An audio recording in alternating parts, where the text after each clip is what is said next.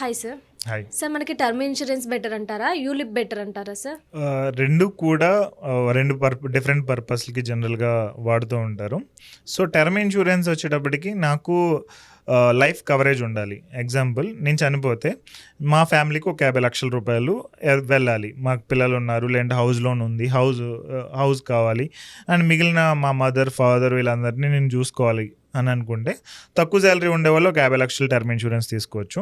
కొంచెం ఎక్కువ శాలరీ ఉండేవాళ్ళు అయితే 1 crore 2 crore దాకా కూడా జనరల్గా టర్మ్ ఇన్సూరెన్స్ అనేది ఉంటుంది.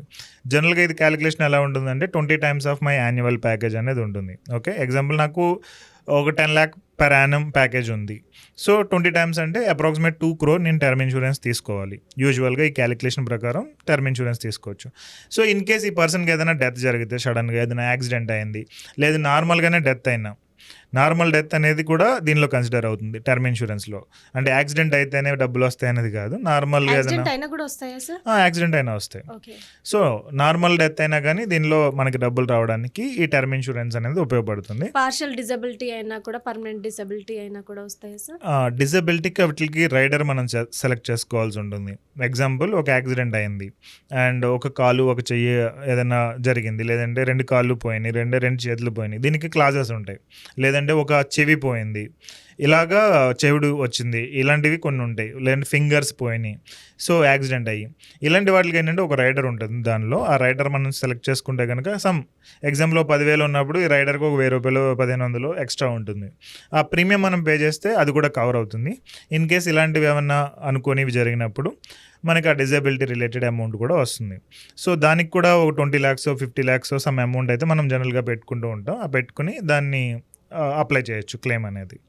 బట్ మామూలుగా చూసుకుంటే కనుక టర్మ్ ఇన్సూరెన్స్ అనేది ఏంటంటే ప్యూర్ డెత్కి మనం వాడతాం. ఓకే, అది క్రైటీరియా 1. అవును సార్. నెక్స్ట్ యూలిప్ ప్లాన్స్ వచ్చేటప్పటికి అది ఇన్వెస్ట్మెంట్ పర్పస్ వాడేది. ఓకే. అంటే నేను మా పిల్లల ఎడ్యుకేషన్కో, లేదంటే ఒక ఇల్లు కొనుక్కోవడానికో, కారు కొనుక్కోవడానికో ఒక 5 years తర్వాత 10 years తర్వాత నాకు డబ్బులు కావాలి. సో ఇప్పుడు నేనేంటంటే జనరల్గా ఉండే ఆప్షన్ స్టాక్ మార్కెట్లో ఇన్వెస్ట్ చేస్తూ ఉంటారు, స్టాక్స్ డైరెక్ట్ కొనుక్కుంటూ ఉంటారు. అది జనరల్గా బెటర్ ఆప్షన్. దానికంటే ఇంకా కొంచెం ఒక స్టెప్ కిందకి దిగితే మ్యూచువల్ ఫండ్స్ వస్తుంది. మ్యూచువల్ ఫండ్స్లో ఎస్ఐపి వేలో ఇన్వెస్ట్ చేస్తూ ఉంటే దానికి కూడా కొంచెం బెటర్గా రిటర్న్స్ వచ్చే ఛాన్సెస్ ఉన్నాయి. ఇంకా ఖర్చు కూడా కొంచెం ఎక్కువ పెరుగుతుంది. డైరెక్ట్ స్టాక్స్ కొనుక్కుంటే ఖర్చు ఏమి ఉండదు. బట్ మ్యూచువల్ ఫండ్స్లో ఏంటంటే ఒక 1% అలాగా ఫీజెస్ ఉంటాయి, ఎక్స్పెన్స్ రేషియో ఉంటుంది. బట్ ఏంటంటే మన మనీ అంతా కూడా ఫండ్ మేనేజర్ మేనేజ్ చేస్తూ ఉంటాడు. ఇంకొక స్టెప్ కిందకి దిగితే ఇక్కడ యూలిప్ ప్లాన్స్ వస్తాయి. సో ఫస్ట్ ఏంటంటే స్టాక్స్, దాని తర్వాత మ్యూచువల్ ఫండ్స్, దాని తర్వాత యూలిప్. యూలిప్ వచ్చేటప్పటికి ఇది IRDA అండర్ గైడెన్స్ ఉంటుంది. ఇక్కడ ఏంటంటే ఇన్సూరెన్స్ కంపెనీలో పనిచేస్తున్న ఫండ్ మేనేజర్ వీళ్ళ మనీ తీసుకెళ్ళి స్టాక్ మార్కెట్లో పెడతాడు. సో ఇక్కడ కూడా మనకి రిటర్న్స్ అనేవి కొంచెం బెటర్గా వచ్చే ఛాన్సెస్ ఉన్నాయి. బట్ ఏంటంటే కొంచెం సేఫ్ అండ్ సెక్యూర్ గేమ్ ఆడుతూ ఉంటారు వీళ్ళు. సో జనరల్గా మ్యూచువల్ ఫండ్స్లో వచ్చే రిటర్న్స్ కంటే దీనిలో కొంచెం తక్కువ రిటర్న్స్ వస్తాయి యూలిప్లో.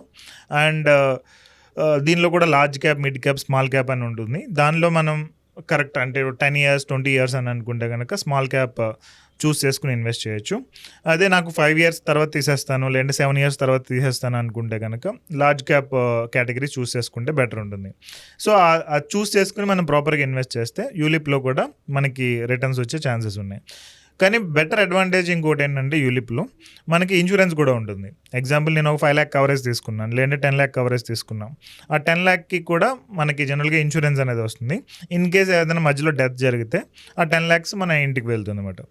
సో యూజువల్గా నాలెడ్జ్ లేని వాళ్ళు అయితే కనుక ఆర్ ప్రాపర్ సపోర్ట్ లేని వాళ్ళు యూలిప్ ప్లాన్ తీసుకోవడం బెటర్ ఉంటుంది. బట్ నాకు కొంచెం నాలెడ్జ్ ఉంది, లేదంటే ఫైనాన్షియల్ ప్లానర్స్ ఉన్నారు అని అనుకుంటే వాళ్ళు టర్మ్ ఇన్సూరెన్స్ ప్లస్ ఎస్ఐపి చేయడం అనేది బెటర్ ఉంటుంది. ఈ 2 కాంబినేషన్స్ చేసుకోవచ్చు.